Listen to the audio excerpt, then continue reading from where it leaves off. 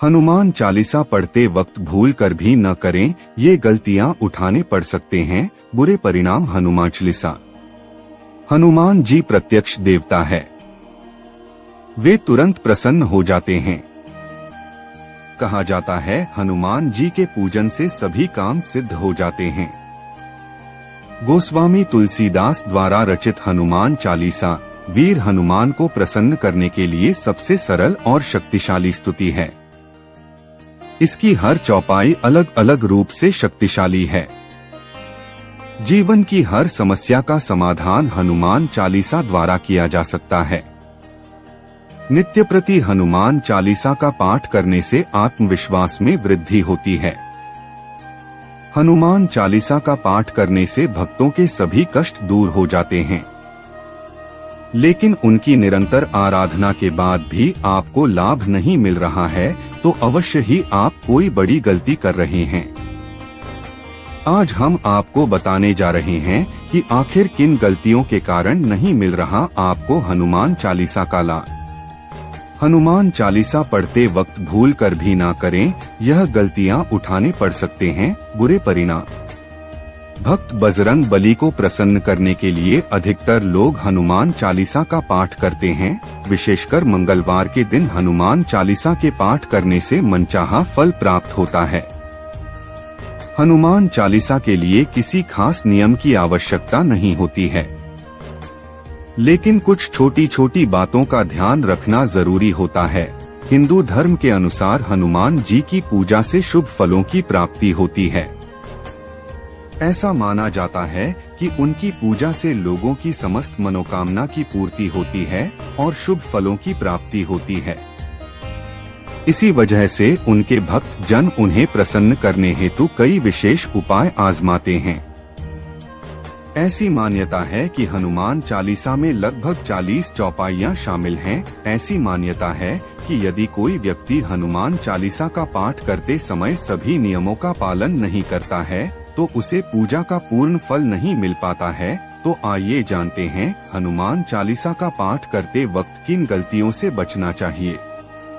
लेकिन उससे पहले अगर आप भी चाहते हैं कि बजरंग बली का आशीर्वाद आप पर बना रहे तो इस वीडियो को एक लाइक करें और कमेंट बॉक्स में जय बजरंग बली जरूर लिखें। सबसे पहला कारण एक स्वार्थ की भक्ति। दोस्तों, हर इंसान दुख के समय में प्रभु की शरण में जाता है।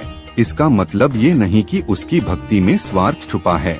यहीं पर लोग घबरा जाते हैं, क्योंकि दुख के समय हर कोई ईश्वर से कुछ न कुछ मांगता जरूर है। उदाहरण के तौर पर अगर कोई व्यक्ति दुख और तकलीफ के समय में प्रभु की शरण में जाता है, सच्ची भक्ति करता है, अपने आप को उनके लिए समर्पित भी करता है और प्रभु उसकी भक्ति से प्रसन्न होकर उसकी सारी तकलीफ दूर भी करते हैं।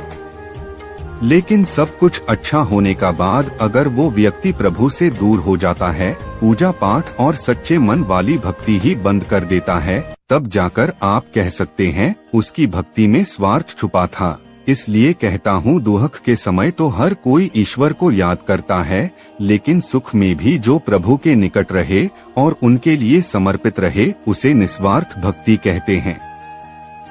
नंबर 2, ज्योतिष मान्यताओं के अनुसार जब कोई व्यक्ति सही तरीके से हनुमान चालीसा का जाप करता है तो उसे बहुत लाभ होता है। वहीं आपको कभी भी चालीसा का पाठ बीच की किसी चौपाई से नहीं करना चाहिए। यदि आप हनुमान चालीसा पढ़ने जा रहे हैं तो इसे एक साथ पूरा क्रमबद्ध तरीके से पढ़कर ही उस स्थान से उठना चाहिए। कभी भी बीच की किसी चौपाई से पाठ शुरू ना करें। नंबर 3, ऐसा माना जाता है कि यदि आप घर में हनुमान चालीसा का पाठ करते हैं तो हमेशा शुद्ध तन और मन से मंदिर में दीपक प्रज्वलित करके हनुमान जी का ध्यान करते हुए पाठ करें। नंबर 4, यदि आप हनुमान चालीसा का पाठ करते हैं तो सुनिश्चित करें कि आपको भूलकर भी तामसिक भोजन या मदिरा का सेवन नहीं करना चाहिए। ऐसा करने से आप हनुमान जी के क्रोध का पात्र बन सकते हैं। हनुमान जी बाल ब्रह्मचारी हैं और हमेशा मांसाहारी चीजों और शराब के सेवन से दूर ही रहना चाहिए, तभी आपको पूजा का फल प्राप्त होगा। नंबर 5, यदि आप हनुमान चालीसा का पाठ करते हैं तो ध्यान रखें कि आपको भूलकर भी किसी निर्बल को सताना नहीं चाहिए और किसी से व्यर्थ में झगड़ा नहीं करना चाहिए। नंबर 6, यदि आप भी हनुमान चालीसा का पाठ करते हैं तो ध्यान रखें कि आपको किसी का भी अपमान नहीं करना चाहिए और किसी के लिए भी अपशब्दों का प्रयोग नहीं करना चाहिए। आप अगर हनुमान चालीसा का पाठ करते हैं तो आपको गरीबों को भी नहीं सताना चाहिए, बल्कि गरीबों की सहायता करनी चाहिए। नंबर 7, यदि आप हनुमान चालीसा का पाठ करते हैं तो आपको किसी भी प्रकार का अपराध नहीं करना चाहिए। आपको किसी के साथ छल कपट करने से भी बचना चाहिए और झूठ नहीं बोलना चाहिए। अगर आपके मन में किसी के प्रति छल कपट और द्वेष है तो इससे आपको पूजा का फल कभी नहीं मिलेगा। नंबर 8, हनुमान चालीसा पढ़ने में जल्दबाजी ना करें।